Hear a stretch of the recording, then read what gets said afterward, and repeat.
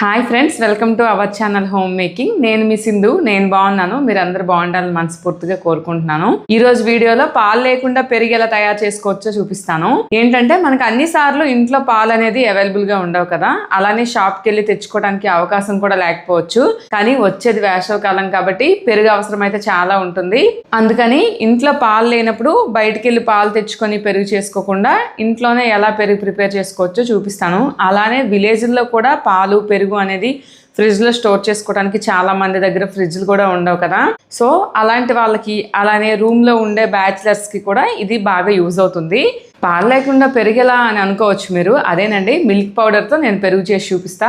Milk పౌడర్తో అసలు మనకు పెరుగు రెడీ అవుతుందా? అయితే ఎలా చేయాలి? సాఫ్ట్గా క్రీమీగా పెరుగు నార్మల్ టేస్టీగా రావాలంటే మనం ఎలా ప్రిపేర్ చేసుకోవాలనేది ఈ వీడియోలో చూపిస్తా, చిన్న చిన్న టిప్స్తో పాటు. మీరు కూడా తెలుసుకోవాలంటే ఈ వీడియో లాస్ట్ వరకు చూడండి. మీరు ఫస్ట్ టైం మన ఛానల్ని చూస్తున్నట్లయితే సబ్స్క్రైబ్ చేసుకోండి. మీరు ఆల్రెడీ మన ఫ్యామిలీ మెంబర్ అయితే వీడియోలో లాస్ట్ వరకు చూసి అవసరమైనప్పుడు ఇలా ట్రై చేసి మీకు ఎలా వచ్చిందో అనేది కూడా కామెంట్ సెక్షన్లో తెలియజేయండి. ఇక వీడియోలోకి వెళ్ళిపోదాం.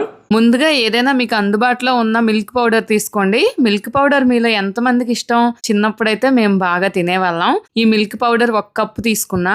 ఇదే మెజర్మెంట్ మీరు ఫాలో అవ్వండి. కప్ అయినా, గ్లాస్ అయినా, లేదా మెజర్మెంట్ కప్ అయినా కూడా 1 కప్పు మిల్క్ పౌడర్ కి 3 కప్స్ వాటర్ వేసుకోవాలన్నమాట.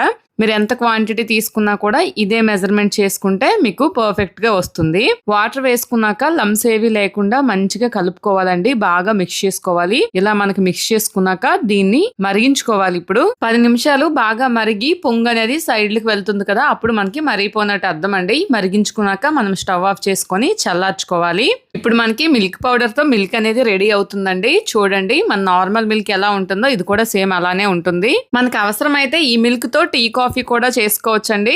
టేస్ట్ కూడా సేమ్ మిల్క్ తో చేస్తే ఎలా ఉంటుందో అలానే ఉంటది.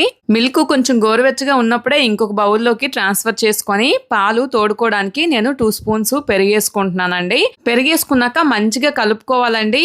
ఇదే కాదు, నార్మల్ పాలతో పెరుగు చేసినప్పుడు కూడా పెరిగేస్తాం కదా, అప్పుడు మనం బాగా కలుపుకుంటే మంచిగా పెరుగు అనేది ముక్కలా గడ్డలా వస్తుంది. కలుపుకున్నాక మూత పెట్టుకుంటే 6 to 8 hours కి మనకి మంచిగా పెరుగు అనేది రెడీ అయిపోద్దండి. నేనైతే నైట్ అంతా అలా ఉంచేసి నెక్స్ట్ డే చూస్తున్నా. చూడండి పెరుగు అనేది ఎంత చక్కగా అయిందో. అసలు నేనైతే షాక్ అయ్యా. ఎందుకంటే అసలు పాలపొడితో చేసినట్టే లేదండి. ఇంకా మనం మిల్క్ తో చేస్తే సగం పైకి వాటర్ తేలిపోయి కొంచెమే పెరుగు అవుతుంది కదా. ఇది మాత్రం మంచిగా మనం ఎంత మిల్క్ వేసామో అంత కూడా మంచిగా పెరుగు అనేది తోడుకుందండి. సో మనకు అవసరమైనప్పుడు, పాలు లేనప్పుడు, పాలు నచ్చిన వాళ్ళు కూడా ఈ విధంగా పెరుగుని ఇంట్లో తయారు చేసుకోవచ్చండి. ఒకసారి తయారు చేసి నాకు కామెంట్ చేయండి, మీకు ఎలా వచ్చింది, మీకు నచ్చిందా లేదా అనేది. పెరుగైతే చూడడానికి బాగానే ఉంది కదా, మరి టేస్ట్ ఎలా ఉందో కూడా చూద్దామా. రియల్లీ అసలు నార్మల్ పెరుగు ఎలా ఉంటుందో అలానే వచ్చిందండి. చాలా సాఫ్ట్ గా, అసలు జున్నులా పీస్ చూడండి క్రీమీగా సాఫ్ట్ గా ఉంది కదా. ఇప్పుడు ఎలా ఉందో టేస్ట్ చూసి చెప్తా.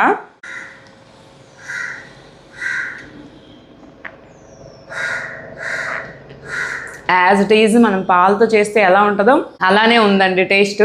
మీలో ఎవరికైనా అవసరమైతే ఇలా ఒకసారి ట్రై చేయండి. వీడియో ఎలా అనిపించింది అనేది కామెంట్ చేయండి.